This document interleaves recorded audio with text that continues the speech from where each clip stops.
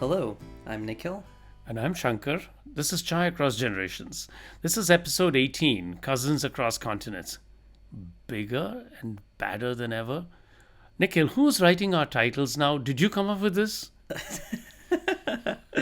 Oh, goodness, Shankar. I did. It's pretty self explanatory, isn't it?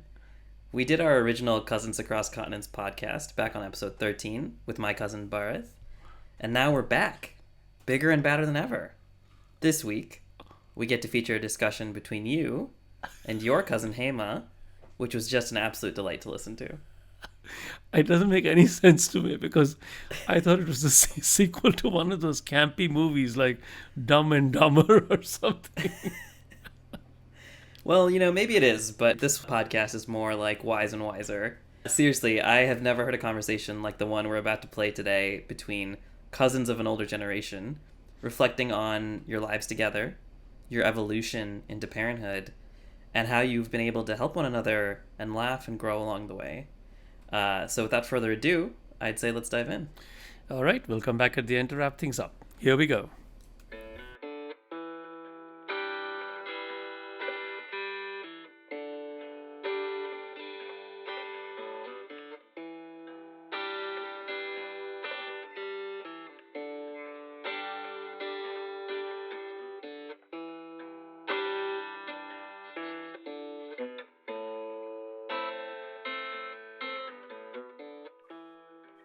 Hi, Hema. Hello. It's good to have you on our podcast as a guest. I just wanted to introduce you to our listeners. So, you are my first cousin on my mother's side, Hema, and you're very dear to me. And, you're younger than me, and we spent about 15 years in India as we were growing up together. And then, of course, I left for the US around 1988. And then since then, I've been here in the US for the last, I guess, 35 years. And you've been in India and you've also traveled around the world in different capacities. But we've kept in touch and we're still very close. So I wanted to sort of start our conversation by asking you just one question, which is why do you think we've kept in touch over all these years and how have we kept in touch? Thank you. First of all, I'm honored to be on your show. I listened to a couple of episodes and was totally blown away. I think you're the first in our family to start a podcast. I was trying to remember some of the best times I've had with you in my childhood growing up. So my earliest memory is when I spent my first 3 years of my life in Delhi. You lived in Munirka apartments with your sister and parents. And my first and most vivid memory of you is a cousin who I was in awe of, if I may say that.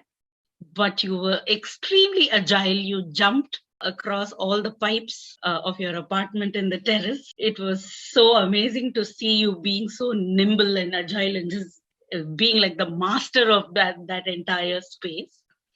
And you showed off quite a bit, like you were like, oh, see my expertise in this space or whatever.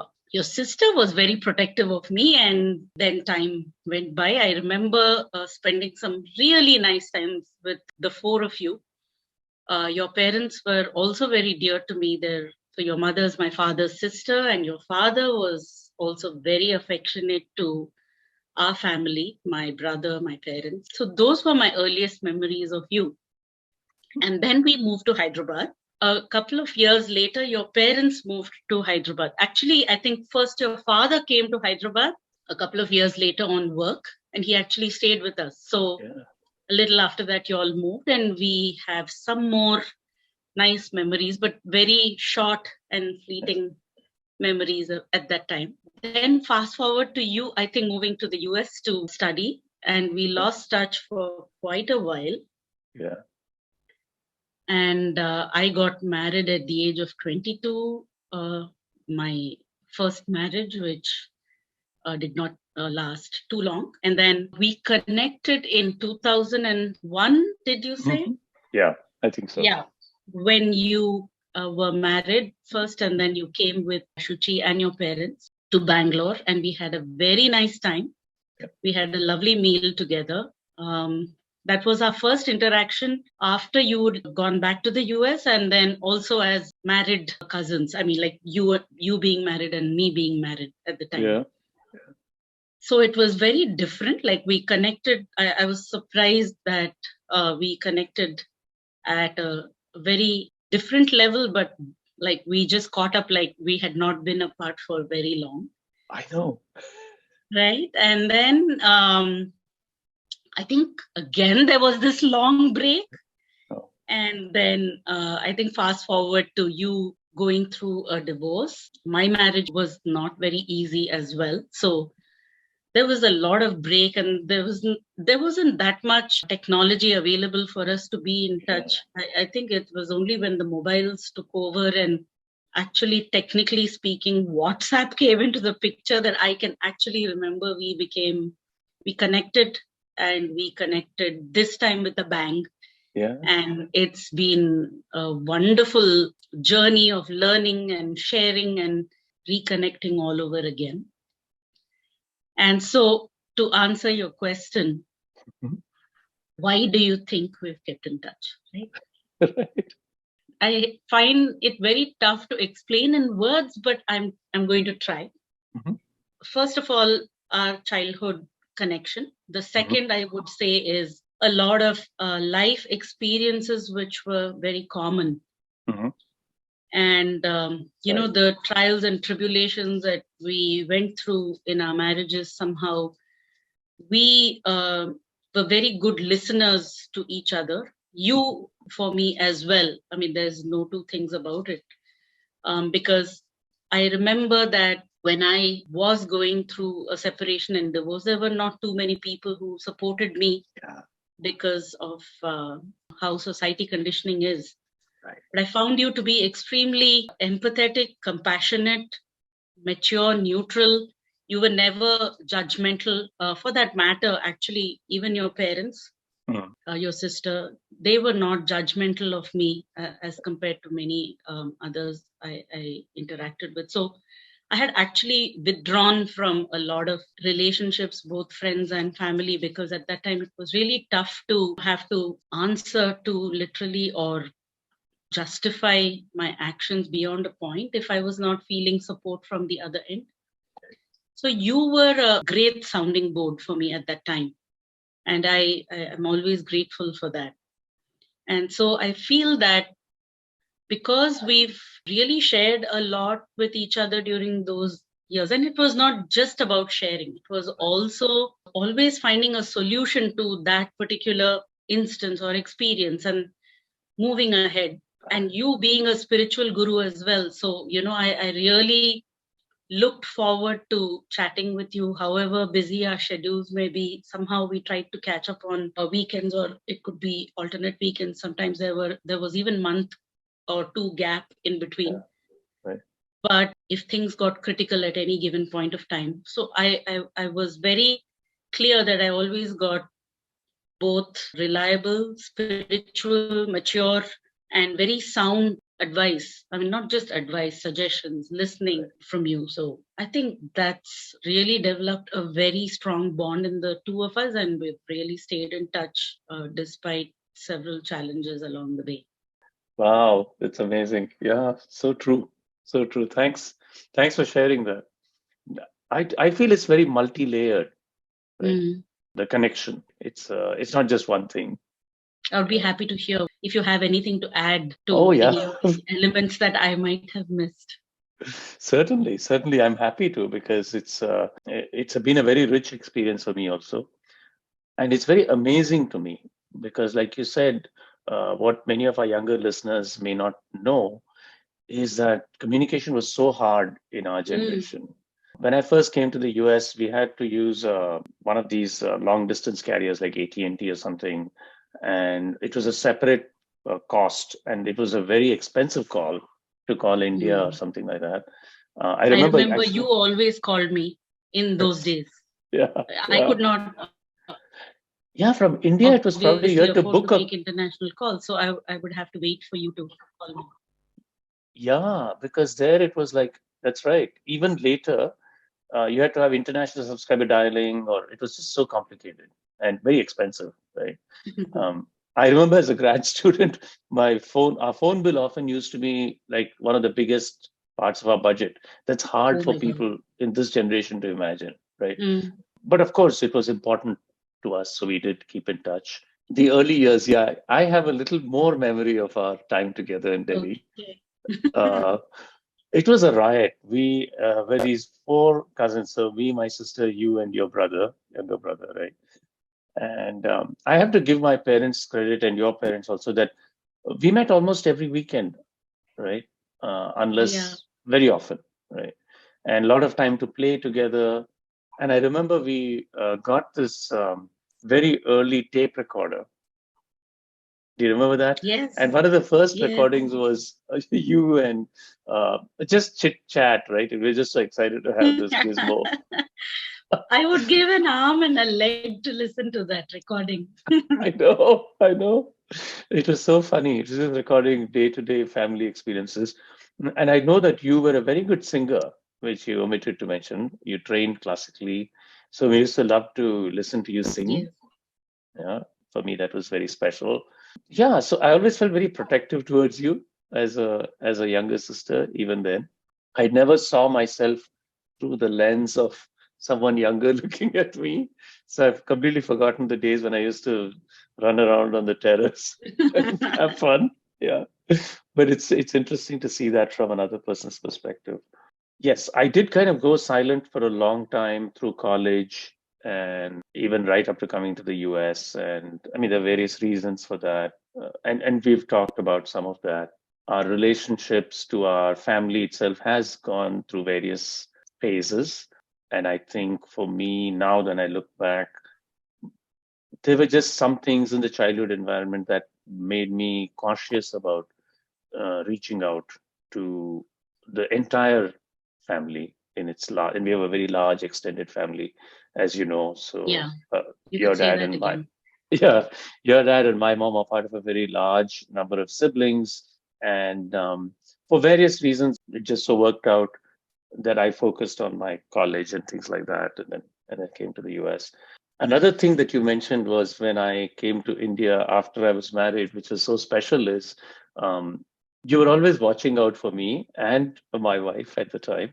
So you were giving us sage advice that we should take a break, go to a nice resort nearby.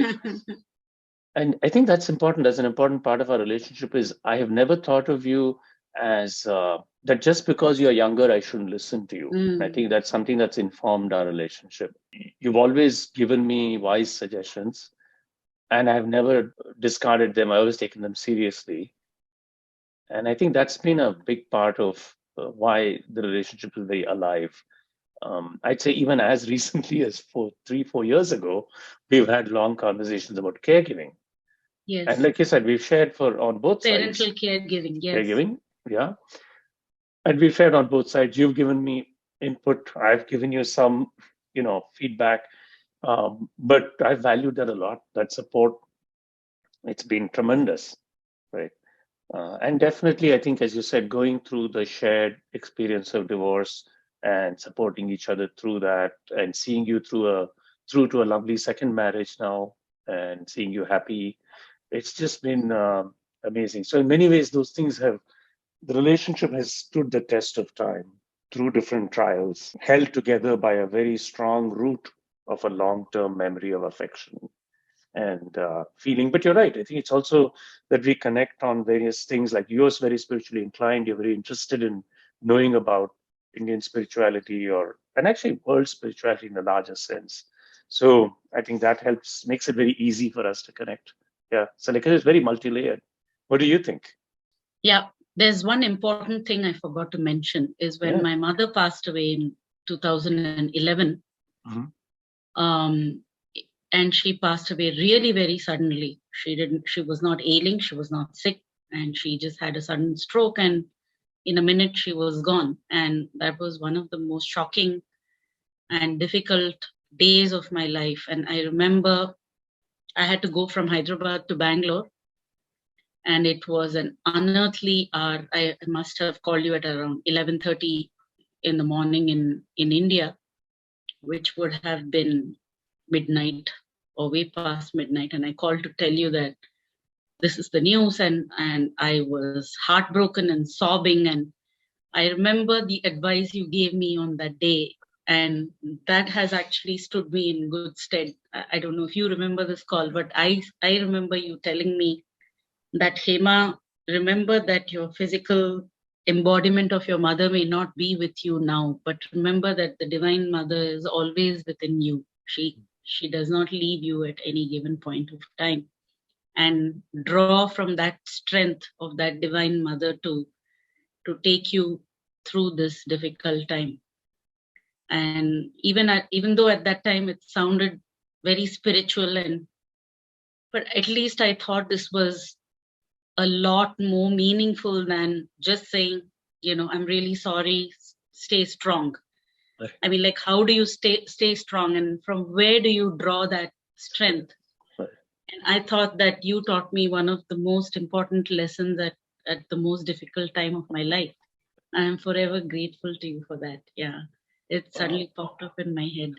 That's And so like you said, the thing is that we have a healthy mutual respect for each other. And I have also never felt that, yes, I have felt that you're far more intellectual than me, and because of your engineering doctorate and all that. But that has not stopped us from actually talking about literally every other topic under the sun.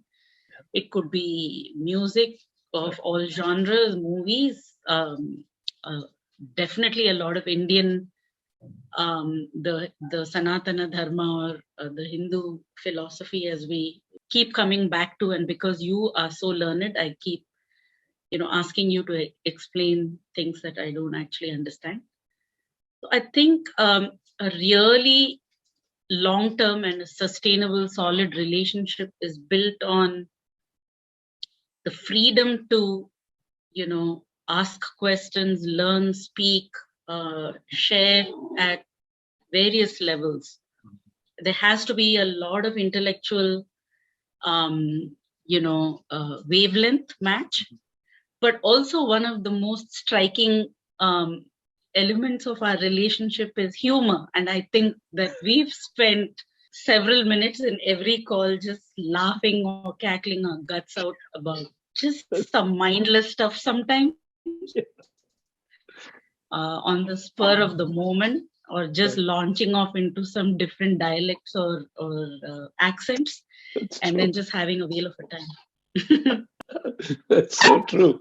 I'm glad you reminded me of all that. All of it is true. Yes. And, reciprocally, I remember that when my father passed, you were there. I remember that I came in, I'd flown in, the family was already there, right? At that instant. And just seeing you there was just such a big support and a balm. And it meant a lot. Yeah. Your parents were so special to me. There's really nothing nothing would make me miss being with y'all at such a difficult time. Yeah, it was again very sudden and difficult. So yeah, I know Dad you had was to very travel. close to you. Very close to you. You were very He was special. teasing me all the time. He had his own ways to keep our relationship like very alive. Yeah. Yeah, I have special memories. Yeah, so that was true. You also, I thought, beautifully put together what it took, all the aspects of um, our interaction that contributed to that strength. I really like how you said that. I want to go back and write it down because I think it's so important to understand that, and it's a good template for where relationships succeed. I really like that. Music, I yes, have you a reminded question me. for you. Yeah. Oh, do you want to say something? I won't interrupt. Oh, I just want to say about music that what I love is you introduced me to new music, which Did is, I? yeah, you remember Katie Mulua, you sent me that song. Recently, yes. Yes. And I love that. See, that's to me very special, right? You know, I love music. Yes. And those are like high points for me. If somebody can introduce me to a new song that I also like, and it's almost like a new genre a little bit for me. So thanks. But go ahead. You were going to say something. I don't want to. No, I also, just because you said music, I'll also add that for both of us, music has been a very big, element of our healing, or a big factor of our healing process, because it has provided us so much of solace and enrichment and healing at our most difficult times. And we both know that we lean so much on music in our lives to do that. I mean, I used to be a trained singer, but I also graduated to all other genres of music, from Sufi to the blues to jazz. Oftentimes people have very different musical tastes as well, but because we've both been open to listening to different genres, that's also a great connector for us. Yeah, And the definitely. fact that you've been involved in a musical band, and you would share sometimes, your links of your performances. And so these are all very inspiring ways to stay in touch, because, Mhm. we listen to each other, and we admire how, despite our being very busy in our professional lives and all that, we still make time for hobbies. And I think they've stood us in really good stead. Yeah, yeah. I was always a little overawed that you were classically trained and that you used to perform. You performed in Yes, public. You were given yes. concerts. So I, of course, am not formally trained. So Oh, I've but you always play the guitar so beautifully. it's as we say a hack, but I've always felt very supported that you've not stood on this high pedestal and said, "Well, I'm classically trained," and that this is somehow you've never done that. So I really appreciated that you've been very generous. I also I have a wanted to bring question for you. this. Oh yes, you have a lot of questions for me. Go ahead. So, this is not exactly related to us, but for our children's generation, Uh-huh. our family has gotten so far spread out that it's really very difficult to stay in touch across time zones sometimes. Yeah. And the way we used to meet in our childhood, for some reason or other, even if it's the first formative 15 years that we might have been in touch, we would have definitely connected in family weddings and or some family events and things Right. like that, Right. which somehow I feel our children's generation has had very little opportunity to do. I Right. can't even recall more than one or two instances where my children might have gotten to meet the family. And very sadly, they haven't interacted with your daughter as much yet. But oh, the wonderful thing was that our daughters met in London, and they had a wonderful experience catching up. Right. So, my question was, what is the role that you think we need to play, and what might the importance of the next generation having family ties of a close kind? It's a very good point. In fact, I was going to move towards that topic of children that we both shared Mm, parenting, right? That's a yes, shared experience. yes, We've talked a absolutely. lot. How did we forget that big chunk? Our children were Parenting. never, Oh my God, that is a huge topic of discussion between us. yeah, we've talked a lot about it, right? Yeah. Mostly pleasant ones, yes. Yes, yes. Yeah. And you're right. When we were growing up, I may be repeating what you're saying, but I'm just saying it so I Mm-hmm. understand it properly. We had many, many occasions to meet, right? Family Mm. weddings. As you mentioned, I think very long ago, I once visited with Shivani and we all went out with Yes. Vineet and Deepthi also, but that was just when they were very young. And since then, they've not had much Yeah. physical face to face contact other than that one occasion you mentioned. I'm really hoping actually that this podcast, this episode, is one way for us to surface that connection Mm. and that by listening to it, they may get inspired and say that, oh my gosh, it's not that our parents had it easy to stay in touch. In fact, it was challenging in different ways, Oh, right? yeah. They do have a lot more tools that are free now at their disposal. And Mm. if they can make the effort to maybe have a video call or a video chat or a Zoom call once in a while as cousins and mark those occasions, and they travel a lot more, so they could also connect up in different parts of the world. And the core of it, the things that you said, how do you have the conversation? Because sometimes you can be born together and you may even have spent time together, but sometimes it doesn't stick for a variety of reasons. And I don't think we can completely figure that out. But when it does, to hold on to it, because this is special and it's to be cherished. And my father and my father particularly was very, very big on family. He would So used to was go and my visit. father and mother. So Right, right. they put in They would never. all the efforts to make sure that we all connected despite the lack of technology. Right. And I think if it may be hard for our next generation to understand, but every time they went to any town or city, they would actually make a list of mental list of every relative and go and Yes. look them up, right? And I used to find it incredibly boring because they would never do anything fun. It was always relative Yeah. visiting, which I mean, I Yes. know now sounds may sound harsh and childish, but I'm just saying how I felt then. Now I see the value of it, that it was people connection. And human connection is the most, they recognize it is the most important thing. If you want to say it, it was a way of learning. But at that time, I didn't see it. So maybe by articulating it to our children and the next generation, they can begin to glimpse right through our lens that yes, you may feel this is a burden at some level, but you're free, you can go, you can connect, and there's much that you can share. Um, our identities are so intertwined and we share so much that in some sense the backdrop is built to resonate, right? So for instance, if my daughter shares one experience with your daughter, because the backdrop of their personality growth has been so similar, there's a high chance that it'll resonate, Right. right? And so they don't have to necessarily uh, uh, uh, catch up over every little instance between the two meetings. But if you are aware of that shared experience frame, you could connect a lot more easily. And I think it will happen. I hope it happens. Yeah, I think it takes some effort. And I was going to also ask you to share how to overcome some of the challenges, which not just me, what I think, but I've seen a lot of people face now, which is enabling their children to connect with family or greater family. And it could be even with somebody who I hold dear. Right.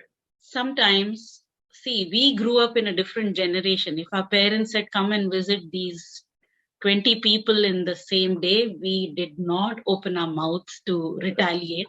We Right. may have grumbled a bit. We may Right. have, with our siblings, we would have said a few things to each other. Right. Oh, what is this going on? Who is this? And, Right. half the times, because the family was so big, I would not even know who they were because they Yeah. didn't explain things very well, if you remember. Yes. Of course, everybody was very affectionate. Everybody gave us nice things to eat. Right. But, also at one level, we didn't form close relationships with everybody we visited. That's very wise. Yeah. Yeah, so we raised our children very differently if Yeah. if we analyze, and we gave them a lot of freedom to speak up and tell us exactly what they feel about everything and ask questions along the way, Right. which I feel sometimes is very good and sometimes it might have backfired. Like if I sometimes tell my children we need to visit this person who I think is very dear to me, Right. they don't see the point of it. Yeah. I have to give you a lot of credit for raising Shivani the way you did, because I have seen her more open to knowing and connecting with people definitely than my children. I am not complaining against them, Yeah. and they're going to Right. kill me when they hear this podcast. But what I'm just trying to to learn and understand what might be the role that we could really play to enable a better understand, bonding between it, not maybe a larger family but even a closer Right. knit family. So one of the things that came to my mind, for example, Mm-hmm. now how did Deepti and Shivani connect in London, and what was their willingness to connect? Right. So one is that we have been telling them a lot about our interactions, and how much fun we have chatting with each other and giving some updates about our lives and things like that. So Right. I think there is a responsibility on our side also to Yeah. keep sharing with them, Yeah.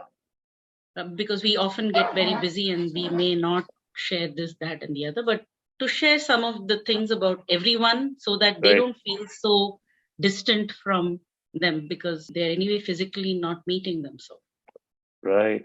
You've surfaced a very, very good point. So spot on. Thank you, Hema. I had not thought of this, but it's very true.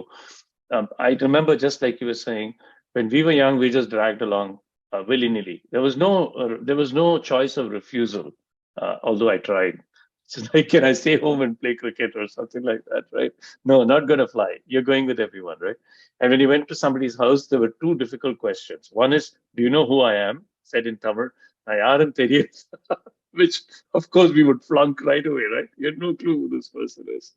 And the worst thing was, or somebody else saying, "உனக்கு இது யாருன்னு தெரியாதா," which makes you even more stumped, which is, oh, you don't know who this person is, right? Okay. But we survived it, like you said. We grumbled, but we went through it. But the good point you raised is not all those connections were necessarily deep and quality that sustained over time. That's a good point. I think we had a lot of quantity. Maybe we didn't sift so much for quality. Right. On the flip side, with our next generation right now, of course, we don't have physical proximity.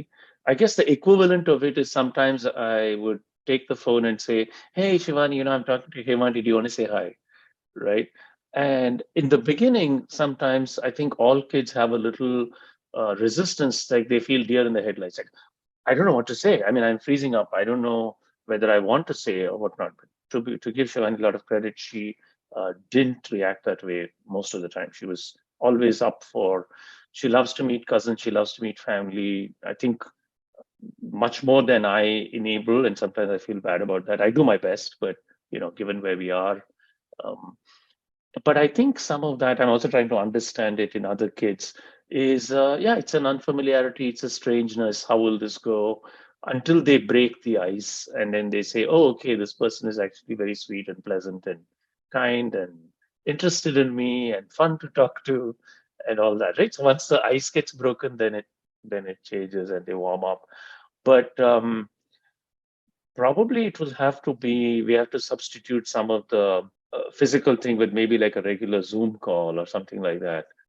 I know that if it's very large, it can get a little out of hand, but maybe smaller groups might be nice to consciously make an effort to connect even outside the big events. Just sort of make it a more regular feature. Like, we hop on, we say hi, catch up. Yes, that's an idea, right?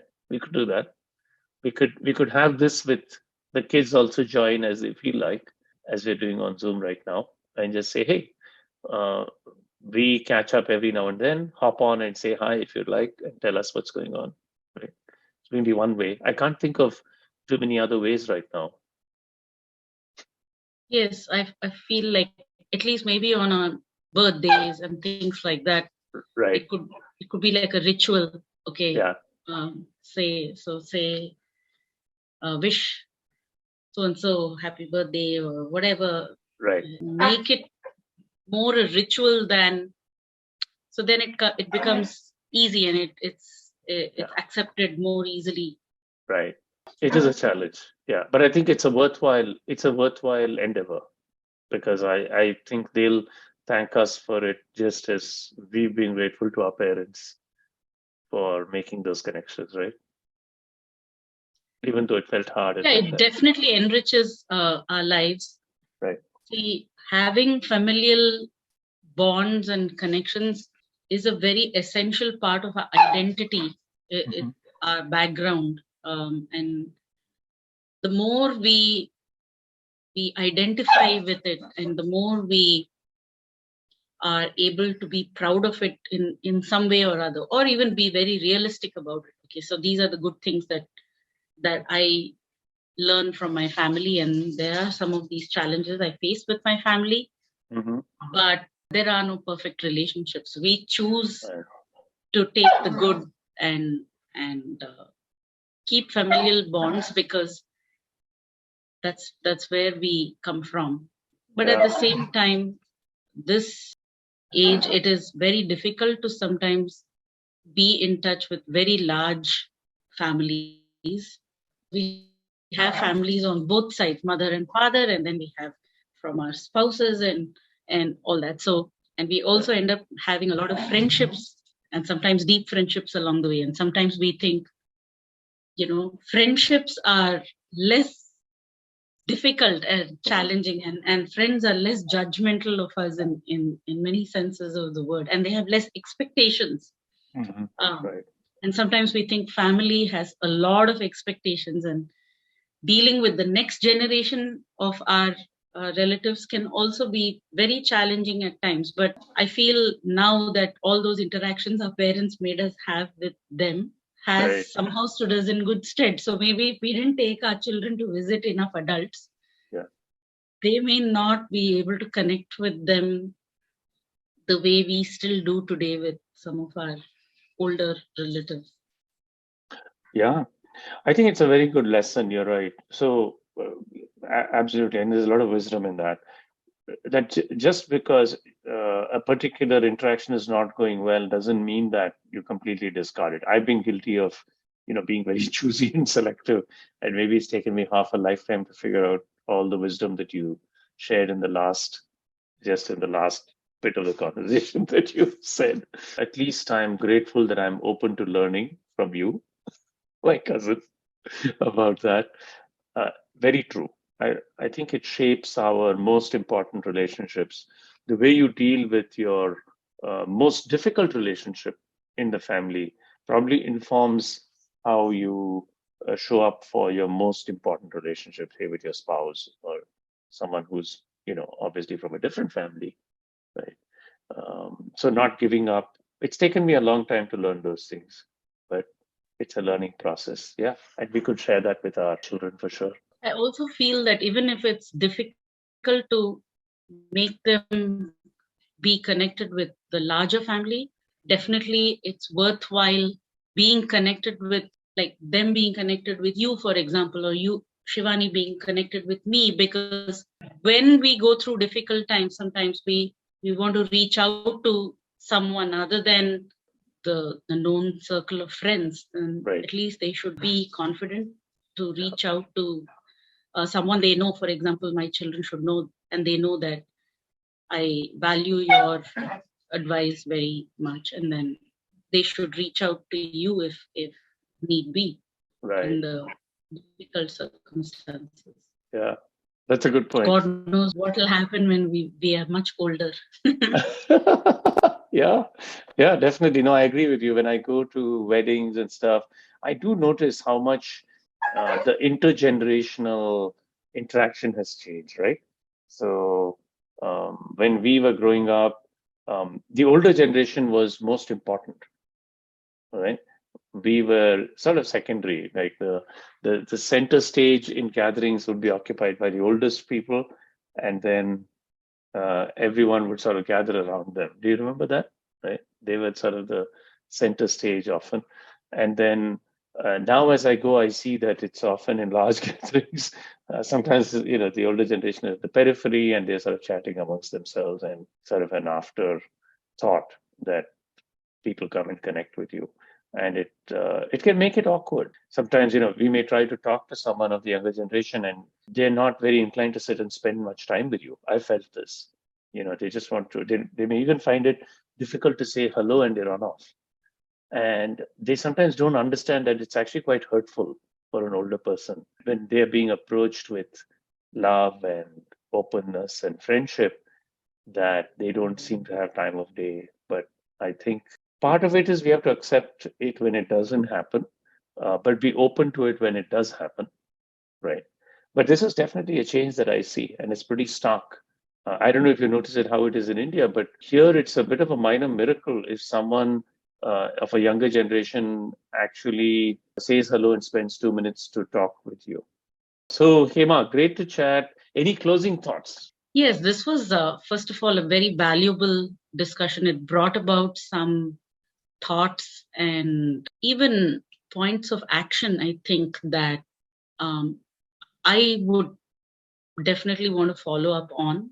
being in touch, at least with the closest of people you really value in your family, it takes a lot of effort. It's not exactly easy with everybody's schedules, but I think the effort needs to be made, and more importantly, to include the next generation in some conversations, if not all, and make it a ritual or a habit that or a given. Now that we don't visit people anymore, definitely on Zoom calls or a WhatsApp video call or something like that, especially on important days. Right. It could be Diwali, it could be a birthday. I think that's an effort worth making. Yeah, I completely agree. So wonderful. So nice to chat and connect and share all these things. And I like the call to action. Let's follow up on it. And we hope to have you back sometime on the podcast, maybe in another capacity, because you wear several hats, I know. So as we explore different things on our Chai Across Generations, thank you, Hema, so much for taking the time out and in the midst of all your caregiving and other duties to join me here. It was lovely, lovely, lovely to reflect. Thank you, Shankarana. It was a joy, pleasure, and honor to be on your podcast. Look Wonderful. forward to being with you again. Yeah, thank you so much. Well, I'll say bye to our listeners and we'll catch up soon.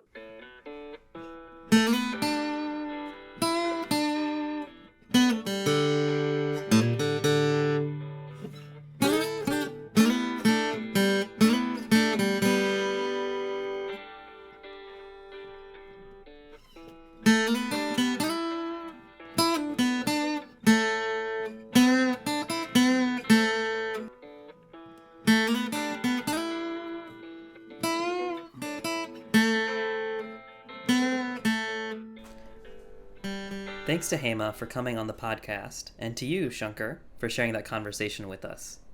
What was your biggest takeaway from the conversation? For me, the biggest takeaway was Hema's really insightful challenge regarding how we keep up the cousins connection for generations to come.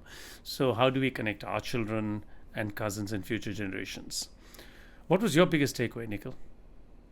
Yeah, it's a good one, Shankar. It's one I can relate to as someone growing up here in America with cousins all over the world. I really enjoyed the conversation. There's so many parts I really loved. For example, the specific examples of how you supported one another when your parents passed away, the beauty of you being able to take advice from younger generations and not just believing you're wiser or better because you're older, how much you both laugh with one another, even through serious moments, those moments of levity, those will all stay with me. But the line that stopped me in my tracks was one of yours, Shankar. You said, and this is a direct quote here, the way you deal with your most difficult relationships in the family probably informs how you show up for your most important relationships with your spouse from a different family. Where in the world did that gem come from? I don't know. I guess it was chatting with the inspiring conversationalist at the other end, Hema. It's just so powerful because oftentimes we treat our family the harshest. But I think that actually limits how much compassion and love we can genuinely show then, right? To the people outside of our family. That's true. It took me a little while to understand what you were saying there, but I get it. Yeah. Thanks for that insight. Yeah. Yeah, I'm going to sit with that one too. I think I'm still reflecting on the wisdom of it. But I had one other takeaway that's actually more of a question. Mm-hmm. How many terraces have you swung from recently? This is the problem when you let someone who knows you very young in life on the loose with a microphone. Well, I've now had to adapt my agility to the dojang, which is the gym where one practices taekwondo. Shankar takes many forms. Anyway, the idea of a young Shankar nimbly scurrying from terrace to terrace is just heartwarming. Thanks to Hema for that. As always, dear listeners, subscribe to our podcast and please leave us a review on Spotify or wherever you get your podcasts. See you all next time.